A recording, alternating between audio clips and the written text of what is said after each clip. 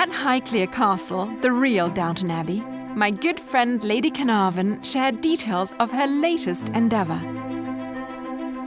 I thought I'd write a book about what it is to live, to be here at home. And it's about food. Paul, our chef, helped me with all the menus in the book. We've interpreted it so you can actually cook them today. It's about food, history, and living together as a family, the friends who come and stay. Highclere is one of the largest lived-in family homes in England, so it's stately because it's quite big, but it's a home, and I wanted to write about that. This has been a home for 1,300 years. There's 200 or 300 rooms here, and there's 1,000 acres of parkland, but this house for me is more about the people. My research for the weekends has been through the diaries, the letters. I have read a lot of biographies to try to make sure people feel they're sitting here as I'm telling the stories of Disraeli and Mary Ann Disraeli walking around the gallery and coming down the stairs for supper one evening. Or when John A. Macdonald was here, he became the first Prime Minister of Canada, and the British North American Act was written partly in this castle before it became the Dominion of Canada, steered by the 4th Earl of Carnarvon through the Houses of Parliament.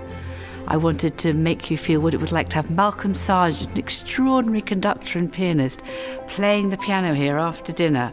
I wanted to share the archives, the fun of it, the enjoyment, the people who've also loved and lived here, and the people who've obviously cried as well and life's not been so good for them. I hope the book surprises and gives much pleasure. In the book as well, I've included 6 portraits of 6 amazing people who've worked here. One of them is Pat Withers, who's decorated at Highclere for 60 years, which is pretty good going, and her father before her. So she knows what colours these rooms were, but, before the Second World War, it's phenomenal.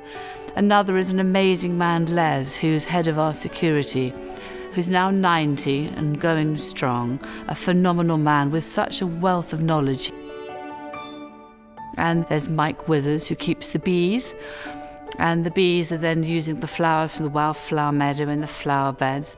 We sell the honey in the gift shop, so it's the different interwoven stories of the extraordinary people who work with Geordie, my husband, and myself as we steer this castle or ride with it through our particular lifetime.